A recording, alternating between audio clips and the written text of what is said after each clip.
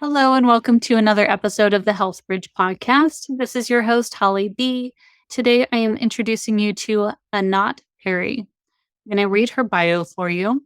She is the CEO and founder of Training Camp for the Soul, TCS for short, and she is the creator and master facilitator of the TCS Method. She's an inner child healing expert, empowering leaders in the coaching industry with the tools to create deep, lasting changes for their clients. With a blend of traditional healing arts and modern psychology, Anat guides practitioners and business owners through her TCS method, shaping the future of leadership with integrity and ethical intention. With over 19 years of experience and 4,000 sessions under her belt, Anat's transformative approach creates lasting change in individuals and teams alike. What I love about what Anat is doing is she dives into inner child work. I feel like that's a term that gets thrown around quite a bit in the healing worlds in different healing modalities without people really understanding what it is or what it means. So we get into that in this conversation. We really dive in so you can understand and recognize what patterns you're currently holding in your life or what fears or anxieties or emotions come up that is really a result of healing work that needs to happen with your inner child.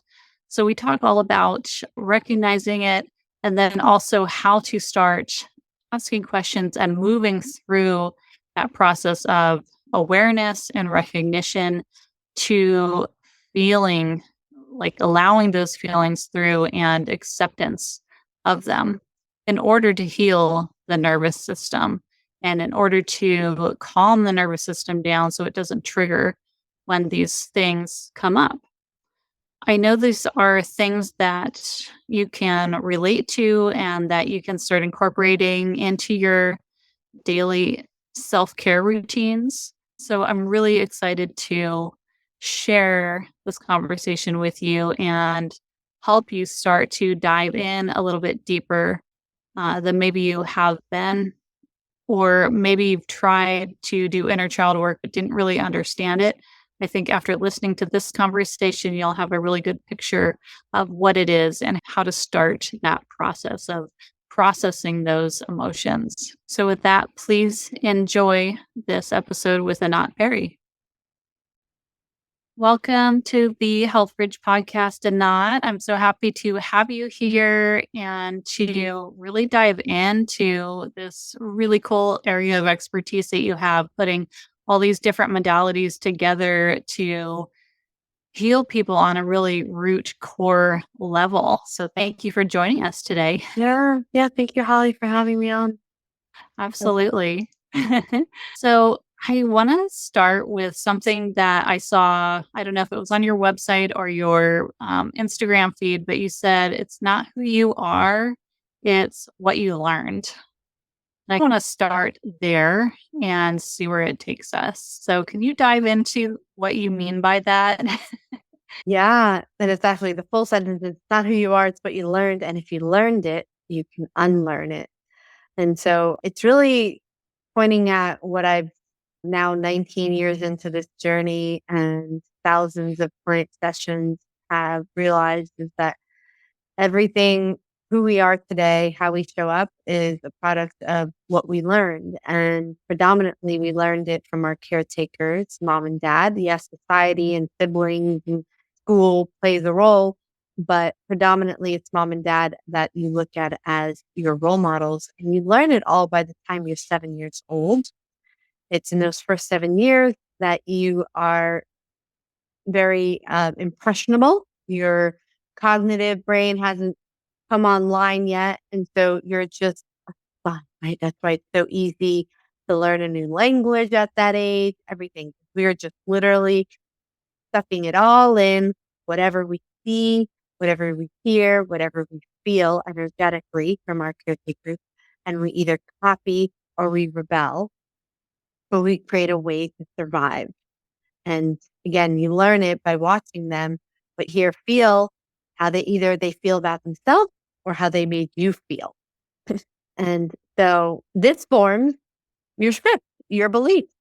If mom, let's say, was really attentive and took care of the house and the kids and was always busy running around, but you never saw her sit down and do anything for herself, then you might have learned that others' needs are more important than yours.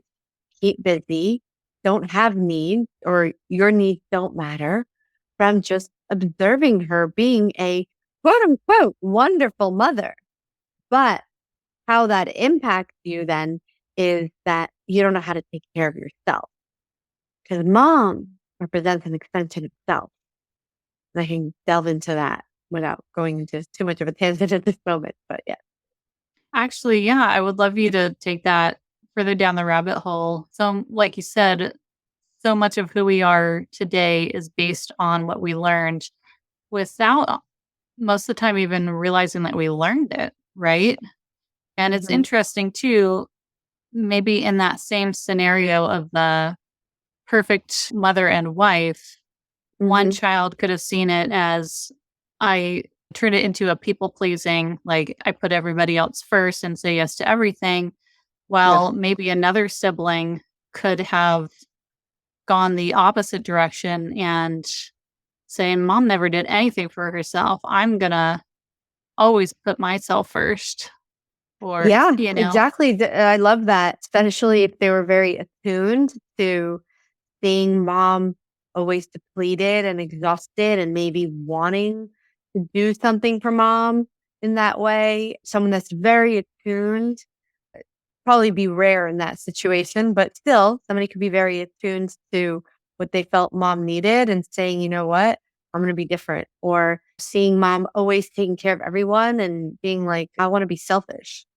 So, yes, like I said, we either copy or we rebel, or if there's a traumatic incident, then we create a way to survive that then becomes a behavior pattern that's fixed.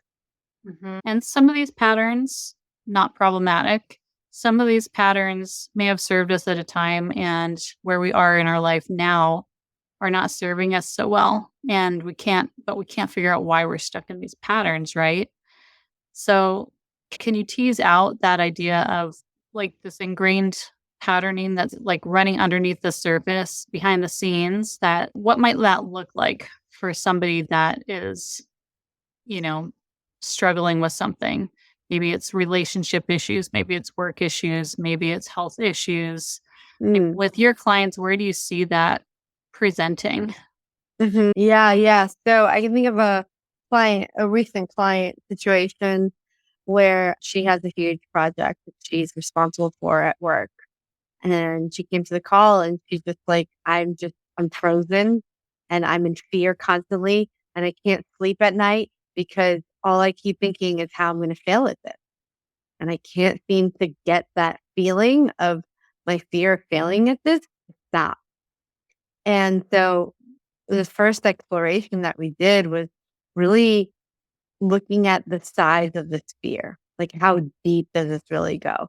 Like, okay, you're afraid that you're going to fail at this project. And if you did, then what? Then I might not be respected by my peers. Okay. And if that happened, then what? Yeah, I might not get opportunities to be lead on projects like this. Okay. And then what? I might lose my job because they're not bringing me enough clientele. And then what? I would have to look for another one. And then what? I'd have to move in with my parents.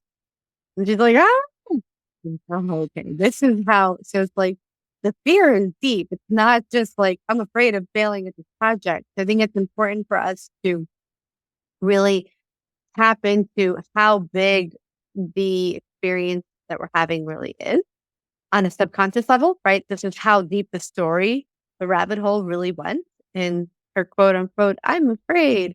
And here's what keeps me up at night.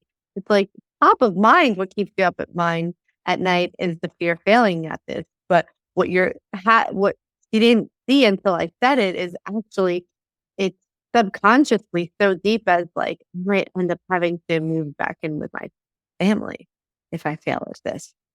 That's how much it was consuming her. That's part of it. And then the other part is connecting to who modeled this to you, who modeled that, like, if you fail, or that you could fail, or that success isn't possible. And so she's like, both mom and dad did. She's like, mom just, the way she modeled it is that she just didn't believe in herself. So she played small all the time. She didn't give herself a chance to fail, I think. And so she was holding on to that experience of don't believe in yourself. You can't do it. You're gonna fail. So don't even try. But here she is trying, but she still had some of mom's imprinting of I'm gonna fail at this. And so then where I go from there is I have them observe where they feel it in their body. Where are you holding this energy in your body? Where do you feel this?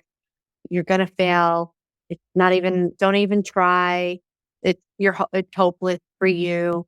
So I start saying these different beliefs that may trigger the sensation and experience. And she's like, oh, it's in my solar plex and a little bit of my stomach too.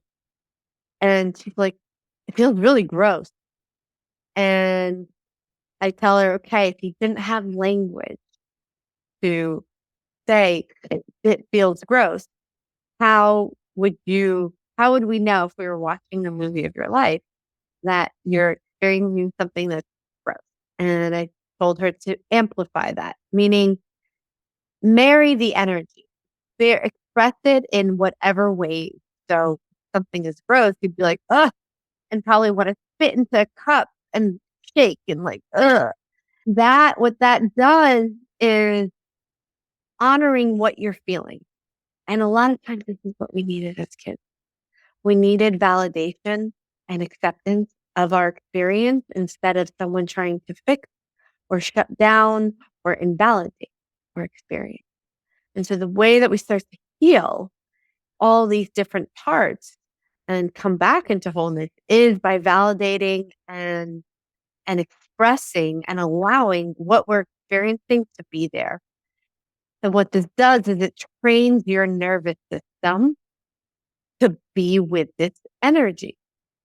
And so here's what happened with her. I told her to amplify it, meaning express it. Start making noises and spitting into a cup and not exaggerating. You're not going to like go off the deep end with it, but really allowing it to take up space. When you cut your finger, suddenly where does all the attention go? Or you burn your hand, where does all the attention go? That place, right? I can't focus on anything else. My hand hurts so much. It's amplified. It's taking all your energy and focus. It's forcing your nervous system to bring healing to that part. That's why we experience that pain. And what actually does the healing is your body, not the ointment and the Band-Aid. That is just calming the mind. And so same thing here is when you amplify the experience, you're letting it take up more space than other parts of you. You're really giving your nervous system like that alarm of, hey, focus on this. And your nervous system starts to process and digest the energy and go from what felt stuck or unfamiliar to something that it knows how to process through. So I'll give you another example of what I mean by this. If you grew up in a household that was chaotic, you're more comfortable in chaos than you may be in calm and peace. You may look to date someone that you fight a lot with, or you may stay in relationships with someone that is chaotic with them because that's what you're accustomed to. And when things become peaceful and joyful, you create those fights because your nervous system is looking for familiarity. And it doesn't feel comfortable when things are peaceful because that doesn't feel familiar to you. And so when we're learning to be with these different energies and different emotions, and really what I mean by be with them is observe them, validate them, amplify the energy, is you're introducing it to your nervous system in a safe way. Safe way because you're not in danger and you are intentionally looking to heal and sit in a process, right? And so it could start to acclimate to it. Holly, have you ever cold plunged? I've done cold showers. I've never cold plunged. Yeah.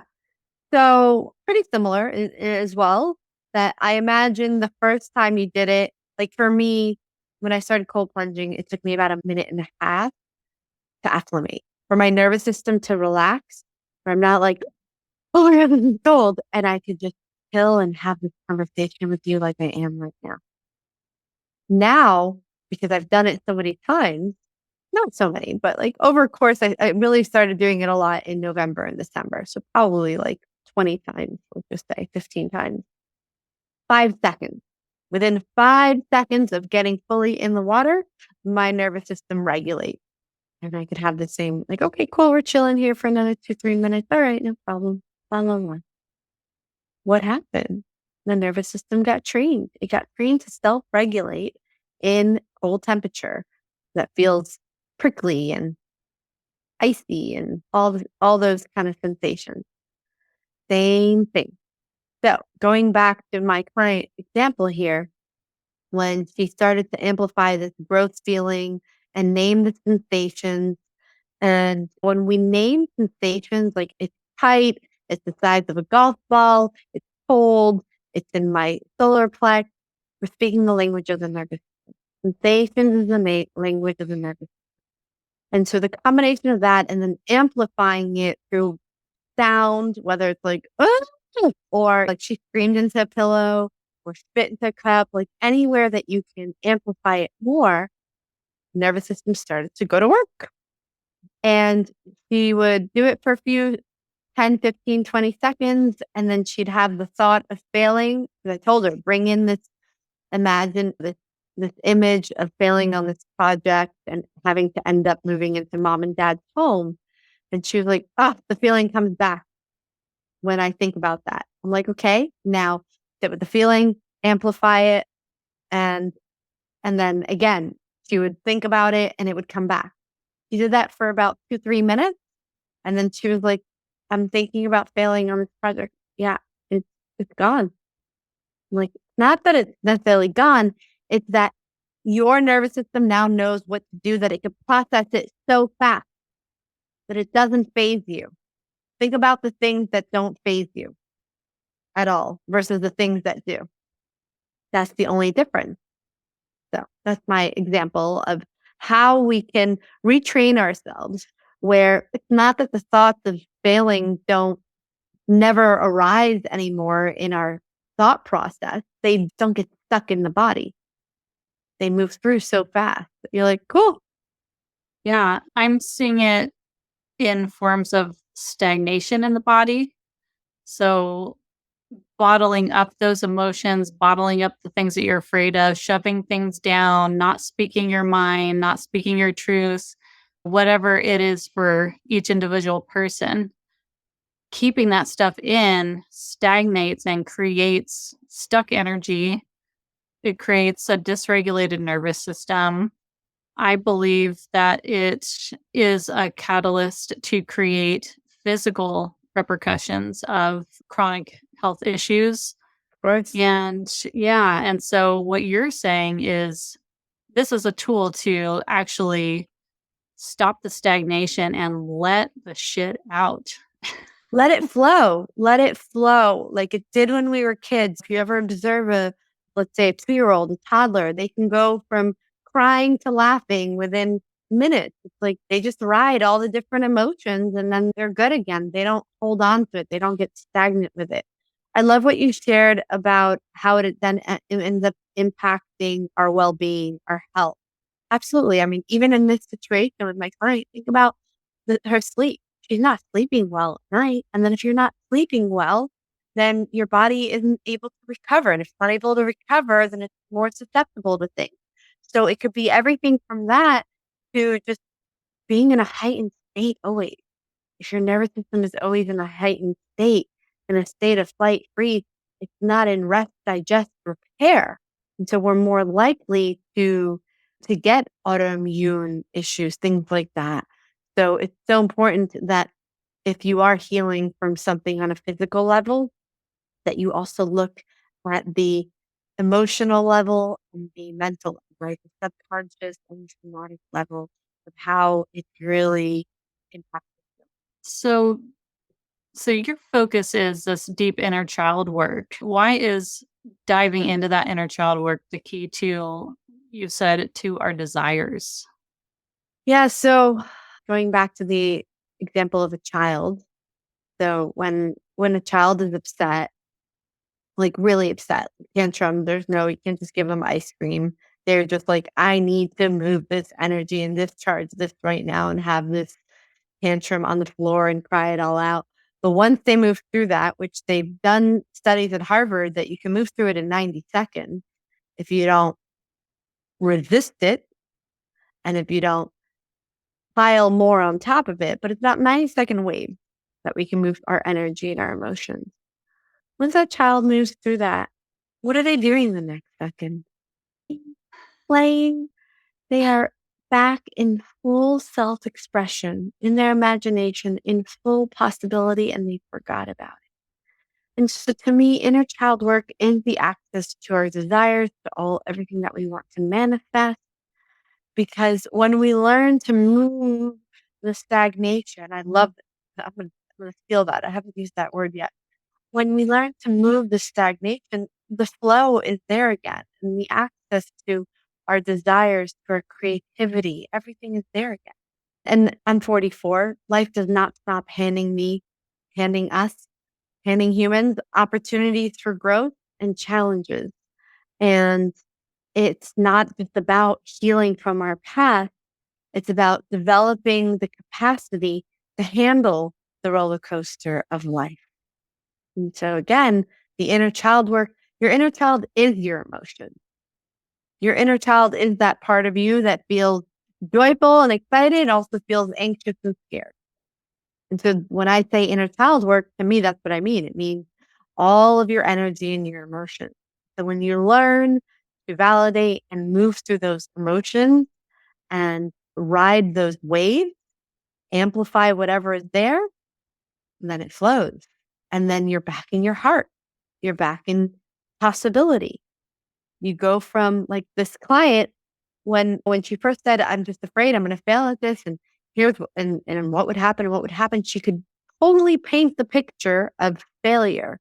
And I asked her, what else is possible? And she could not create anything else with her imagination but that. Now, once we moved that stagnation out, she was like, actually, I just remember that like one of my teammates already said to me, this is a really hard project. I want to just commend you for doing an incredible job with it. Like you're already doing great. So suddenly there was space for her to see, I'm actually already satisfied with how I'm doing this. Yeah, I'm doing amazing at this. And so again, the access to our creativity, our heart, our desires is in flow. You got to move that stagnation. That's a really cool story. It's interesting because I was speaking earlier today with a girlfriend of mine on the phone, and she was talking about something similar. She is having a hard time sleeping, like she just can't sleep. She wakes up, she's having some health issues with asthma. The inhalers keeping her up at night, and she said she was trying to talk to a friend about it, and she felt like the friend didn't even hear her, like, "No, this is actually a health issue. Like, I can't breathe at night, like, I'm having a health issue." And the friend referred to potentially maybe there's some anxiety or something behind the scenes. And she's like, "No." And we're talking through, and later in the conversation, we come up to some stuff around money, and in a few months going to be concerned about where the next paycheck is coming in because there's going to be some shifts going on. And we were able to tie it back to, oh, maybe that's why I'm not sleeping at night. It's not actually the breathing, it's not actually the asthma. It's triggering my anxiety, and my anxiety is triggering my asthma. Mhm. It's an Exactly. interesting, yeah. So it's an interesting circle. Exactly. So continuing to ask the questions, as what I'm getting at Yeah. here is, like you were saying, well, what's the worst thing that'll happen? Or what would happen next? Okay, well, what would happen next? And you can slowly peel off those layers of the onion to really get down to that core issue that you didn't even realize. Like she had no idea at the beginning of that conversation that she had this Mhm. fear of having to move in with her parents again, right? Mhm. Yeah, So, exactly. She didn't yeah. know how big this was, like how much, like how big this fear was, how much space it was taking up, and where she learned it from. And I will say, she said, I learned it from mom and dad. And I always say, let's start with mom. Mom represents an extension of self. I mentioned that at the beginning of the show. The reason for that is the second you're born, mom holds you and you don't know that you're looking at her. You don't understand what she's saying, but her energy and her voice sound familiar, like exactly what you just spent the past 9 months around. And so in that moment, you see this person as being as you. Mom is me, I am mom. Like I was just in this. So this is me. And mom becomes your role model. Everything self-related. How you see yourself, how you treat yourself, how you talk to yourself, how you take care of yourself. And again, you either copy or you rebel. And I've done thousands of sessions to prove this to be true. And so we always want to start with healing whatever learning we got from mom because you want to have a strong foundation with yourself before you address others and the world, which is what you learned from dad. Dad was the first love in your life, the first time that you experienced something outside of you loving you. And dad becomes the role model for everything that is not the self, others, the world, relationships. So what was so fascinating, because she said, I learned this from both parents. As she cleared the fears that were mom related, then when she started thinking about the fear, she goes, oh, now I feel it in my chest. And I go, what's the belief there? She's like, well, what are people going to think of me? It was all like, it was all other related. And I said to her, okay, this is the father one, but let's pause. You have enough right now to digest and process with mom, and we'll come back to that in our next session together.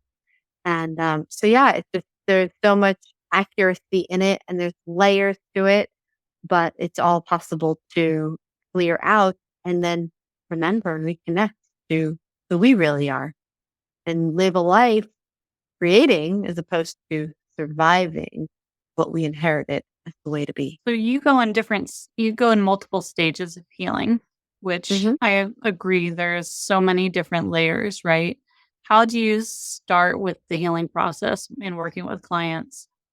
So there are 5 stages of healing, and it depends sometimes where they're at in whatever the thing is, whatever the belief is or emotion is not at the beginning.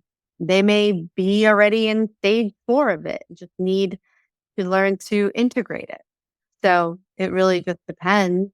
But of course, where we start always in any exploration, unless we really know, is stage 1, which is awareness. And awareness is not just, oh, I there's no good men out there. Love's not possible for me. So we work on this again, just like we just did with my client, or just like I just shared about my client. What she was aware of is that she's afraid of losing the job. I mean, of failing on the project. She didn't see how deep it goes. So in stage 1 of awareness, there's so many layers to it. There's the exploration of like, what are the ways that you protect yourself and you avoid this? So all the ways that we don't want to be with it to, yeah, looking at who modeled it. So that's stage 1. Stage 2 is acceptance. And this is the hardest stage for clients to move through on their own because it requires nothing to fix, nothing to change, and to learn how to really be with it at the level of sensation and amplify that. Right. So I shared that example, and but a lot of times this is where people need guidance. That left on their own to do it, they're gonna avoid it or they're gonna want to fix it. And there's no way of getting to healing without moving through this stage. You can't skip a stage. So let me ask a question with that particular client. I don't know if Mhm. she's at the acceptance stage yet, but what might acceptance look like for that scenario? Yeah. So acceptance was being with what is arising in the body and the system from it. So she did. She absolutely moved through that, accepting it and observing it. So it's in my solar plexus. It's the size of a golf ball. It's heavy. It's hard. It's moving, whatever it is, and then observing it without wanting to change it. Staying curious about, does it change in any sensation? And then when you amplify it, you're accepting it. You're not trying to change it or hide it or swallow it down. She goes, because at first she wasn't. At first she's like, well, this is gross. I don't want to be with this. This is gross. Ugh. So she didn't want to accept it. She wanted it to go away. And then she started observing it. She's like, okay, I can be with this. And then a minute into it, she's like, okay, it's still here. Now what? So again, it's like what's our tolerance of acceptance before we're like, when is this over? When is this going away? And I said, it's not for you to make it go away. It's for your nervous system to recognize it so much that it doesn't stop. So that's when I said another part of accepting is, can you amplify it? Can you validate it so much that you let it take up so much space through your expression, through sound, through movement, through any of that right now? So that is what acceptance is. And so what you're saying is sitting with it to the point where it doesn't trigger that automatic fight, flight, or freeze. Exactly. It doesn't trigger it because you just retrain the nervous system, just like getting in the cold plunge over and over again. Yeah. The only way your nervous system is going to get used to it is if you turn the water on cold in the shower, right? Or you get in that cold plunge. Nothing else. I mean, yes, our breath is part of the equation. For sure, you want to breathe. You don't want to hold your breath. But yeah, so that's part of it. And then accepting, she has to accept her story. She has to accept that. And that's sometimes challenging for people, accepting what happened to them. Because they know, if I accept that this actually did happen, that my loving father yelled at me, then I have to feel the grief around, daddy didn't just love me, daddy was hard on me. So it's all of that, and knowing that if I accept this, I'm allowing it to be. People fear, like, what if it never goes away? What if it sucks me in and then like I'm stuck with it forever? So this is where I get to educate people. I'm like, no, this is the only way through. Just like the cold plunge. Like if you keep doing it, you will train yourself. Just like going to the gym. You start going to the gym. Who doesn't hate it the first 2 weeks back? Why is that? Because your muscles got weaker. But over time, you're like, oh my God, 10 pounds is nothing. Let's bump that up to 15 pounds. Same thing. But again, this is the stage where it's valuable to work with a professional, to have someone that is your guide, that's been there, and can hold you through it, protect you, cheerlead you on, to keep going into it, validate it for you, create even more of that safe container and space for you. Yeah. Yeah. And going back to the cold showers, I would not say that I enjoy doing it still, even though I've been doing it off and on for probably about 8 or 9 months now. Yeah. But I can handle it.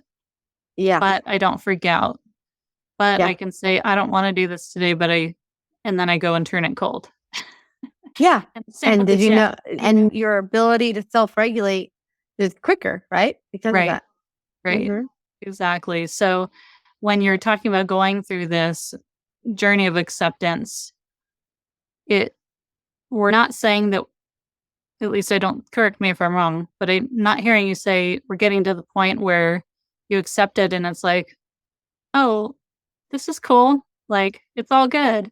It doesn't mean that you're turning it into a wonderful experience or you're trying to like sugarcoat anything, right? Like these are things that have been weights on us without us even knowing it half the time until we finally acknowledge it.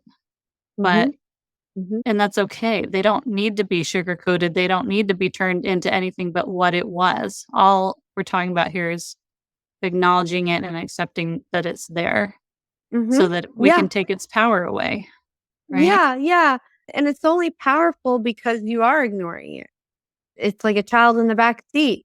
If you don't pay it attention, they get louder. They start throwing more of a tantrum. As soon as you do, yeah. So it's something that we get to all learn and retrain ourselves, how the nervous system works, the power of it. That actually, the more you validate, the more you get in that cold shower, you get in that cold water, the more resilient you're going to become from it. And so, same thing with our emotions.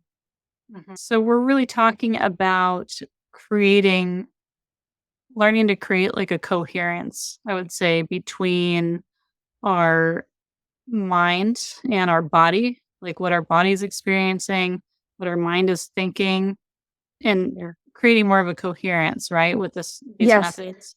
Yeah. It's both are important. I did mindset work for years. That was the beginning of my 19-year journey. That was the modalities that were around then that I learned.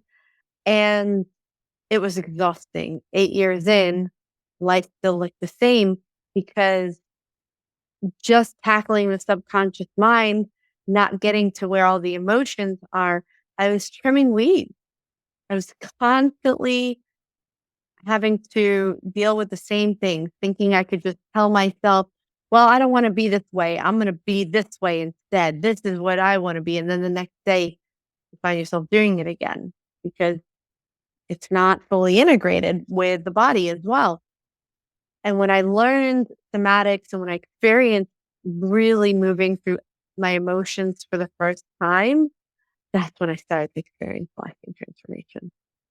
I also get clients that are very good with their emotions, very much in their somatic body, can feel all of it, move with all of it, all that stuff, but they've never done any mindset work.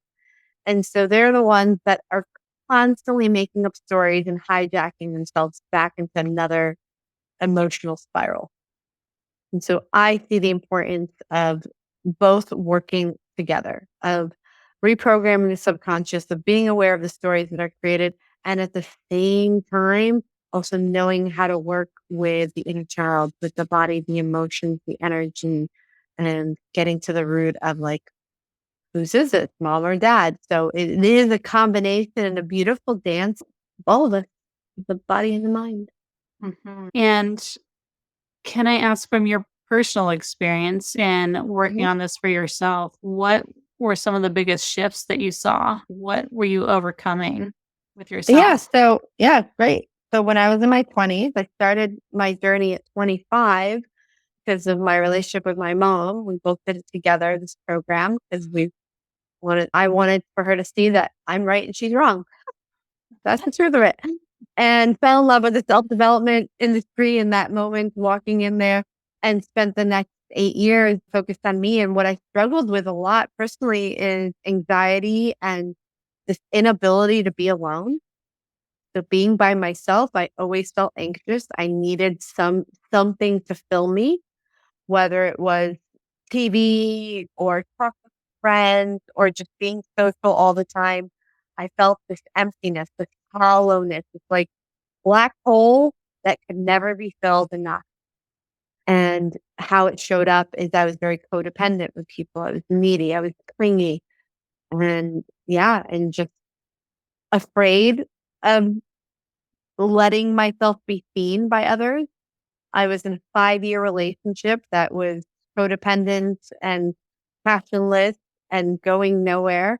I've lost my career, chasing money, and living in New York City, where there's a ton of people, ton of distractions, and at the same time, so much stimulation that I would shut down. So I'd go from like needing it to wanting to completely hide in my apartment and never leave. And so back in 2012 is when I hit my rock bottom. And my 5-year relationship came to an end. He met someone and I found a note and found out and was on one hand really upset about it. On the other hand, felt like free, like I've known forever that this isn't it. And 2 weeks later, bought a one-way ticket to California with $2,000 to my name. No job, no car, no home, no plan, one friend in San Diego. And that was me 11 and a half years ago. And I remember saying, here's the thing about growing up on the East Coast. we have this cockiness to us. We have this fake confidence of like, you can make it here, you can make it anywhere. And what it really put me into was a state of like push and force, like in the masculine. And this experience of at 32, almost 33 years old, feeling like I have nothing my heart desires, like I'm at my rock bottom, was very humbling and very good for me to be like, "Huh, well, clearly I don't know what's good for me because look at where it's gotten me. And you can't fall off the floor. So it's only up from here. And I don't know what's best for me. So I'm just going to try something new. I'm going to surrender. I'm going to, because I really have no clue. I felt bankrupt on my ideas of how to operate in life and moved to California and really just started to live for the moment day by day, start to heal and just ask God, take the wheel, show me the way. And little miracles and more miracles started to show up. And I was led to yoga and meditation and plant medicine and experiences that I never had that started my true healing journey and led me to my mentor, who is a body mind psychologist for 40 years. And he said to me, "You're different. You have a lot of awareness." I'm like, "Oh my God, I'm so aware. I have like 10 years of awareness. I'm just so done trimming the same weeds over and over again." And he's like, "Yeah, you're here for finishing touches." I'm like, "Yeah, please." I think that's what can be exhausting a lot of times with having awareness, with having the mindset work is that you can't unsee what, but if you don't have the right tools to get to the root of it, then you're constantly stuck managing something that you're not going to stop managing because you already know you don't want to be that. And so I was exhausted. And working with him was the first time that I experienced real transformation. And that transformation is not a walk in the park on a beautiful sunny day. It's not just like, boop, boop. Yeah, let's just make this change. It's a walk through a burning forest and there's dragons to play.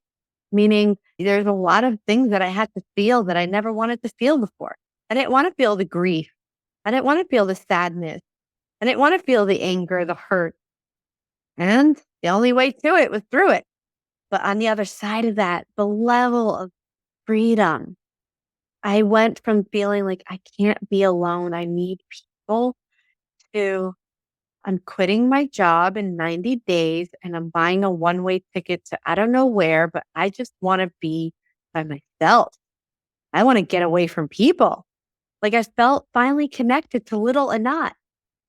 And I actually wanted to be with me. So I did. I booked a one-way ticket to Maui and Kauai and spent 4 months adventuring. And yeah, I met people and I had romances and love affairs and all that.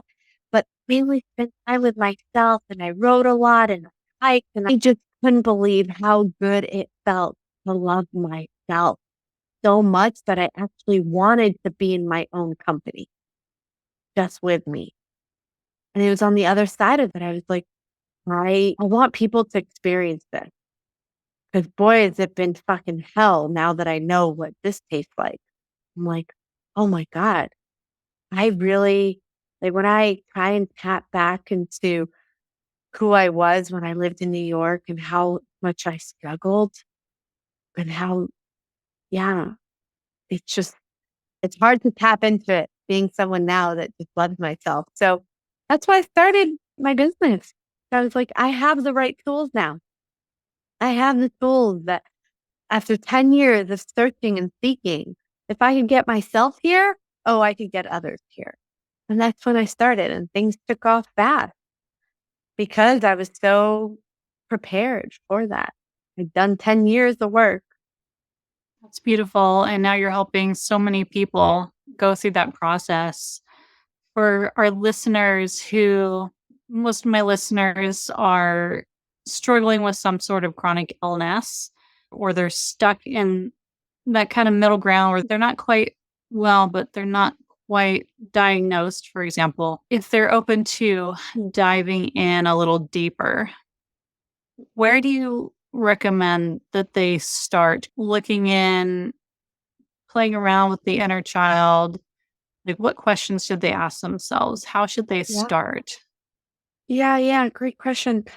So grab a journal and imagine that you're calling your best friend, meaning that the person that accepts you no matter what. You don't have to have a filter with this person. And just instead of calling that person, bring it to a piece of paper or a journal and dump it all out. And what I mean, dump it out, whatever's popping up in your mind. And it could be a whole mishmash. Doesn't have to make sense. This is not, you're not writing a paper. You are dumping out all that noise. Because if you don't dump it out, what happens if you try and resolve it in your head, you're only hearing the loudest part. And that's usually either your inner critic or your ego. And your ego is your amigo. Your ego is the ultimate protector. When you don't know how to tend to that inner child, your ego is the one that says, I'll protect you. Let's look external to feel better. So we're not looking to eradicate the ego. We're just looking to give them less of a job to do. And so this is what happens when we try and figure stuff out in our head, is that we're only either judging ourselves or comparing ourselves to others or distracting ourselves with something external. So we're only really listening to the inner critic and the ego. We're not hearing the inner child or the heart. The power of taking it all and dumping it all on paper, that you actually start to hear those other voices.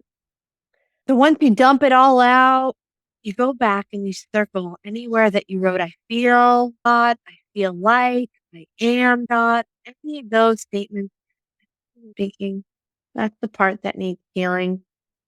That's the part that needs validation.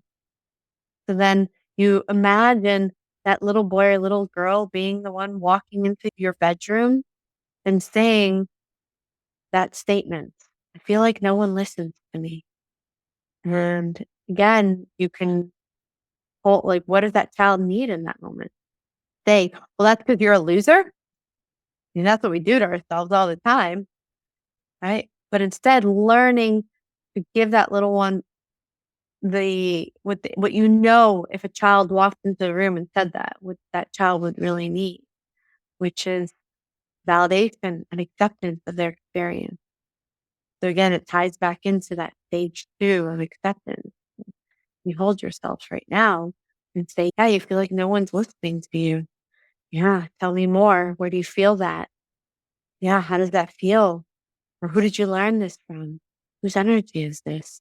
Mom used to always say this to my dad, or blah, blah, blah. And it'll start to come through. And you can explore that on your own. And then if you want to go deeper, then just message me. I have a program for you. Wonderful. I think that's a good place to wrap up. Is there anything else that we didn't touch on that you want to bring up before we go? I think that's a good place to wrap it up. There's always more. So, Right. Well, where can people find you, Anat? yeah, so I hang out on Instagram. If you follow me there, you will hear from me within a week or so in your DMs, because I like to get to know the human behind the follower. And yeah, I post a lot of my free content, well, obviously free, but content there. And if you're looking to learn about my programs, you can go to trainingcampforthesoul.com. Excellent. I'll have that all linked below in the show notes. And Anat, this has been a wonderful conversation. Thank you so much for joining us. Thank you. Thanks for having me, listeners. There are lots and lots of different methods of healing modalities out there. There are lots of different takes on how to do somatic work, how to heal the nervous system, what the root cause is of your bigger issues, right? But I think what Anat touches on here is really profound, because I think a lot of what's missing in a lot of somatic stuff that I see online, stuff that I've tried before, it doesn't really hit deep. It can help in the moment, but it doesn't really get down to that root and start calming that root cause down and healing that trigger response. And that I see it as inflammation. that you're experiencing. So I think what is just so powerful is how she talks about letting out those emotions. What does it sound like? What does it look like? Not just can you explain it with your vocabulary, but physically moving it through your body, shaking or purging, coughing, whatever that emotion feels like. Where is it stuck in the body? Giving words to that. It's in my shoulder, it's in my lower back, it's in the pit of my stomach. I think that is just that's not something that many practitioners do. And I think as we grow into adulthood, we're really trained out of showing those things. Whereas the toddler, the kids, the 0 to 7, they don't know any better. That's the only way they can express themselves. So they let these things through their system. We have to relearn how to do that. And relearning how to do that in turn heals that inner child and gets to those root causes. Let me know if you try the journaling exercises and how she laid out for you to start this process. If this is something that has piqued your interest, I would love to know. I would love for you to get in touch with Anat and let her know as well what your biggest takeaways were from this episode. And I want to encourage you, if you are done feeling stuck, if you are done feeling sick and tired, please reach out to me. I want to connect with you. You deserve somebody to hear you out and walk you through a process of regaining authority and autonomy back in your own health, in your life, your personal growth journey, and your health trajectory. If you are struggling with your chronic health symptoms, there's so much more that can be done than Western medicine has to offer.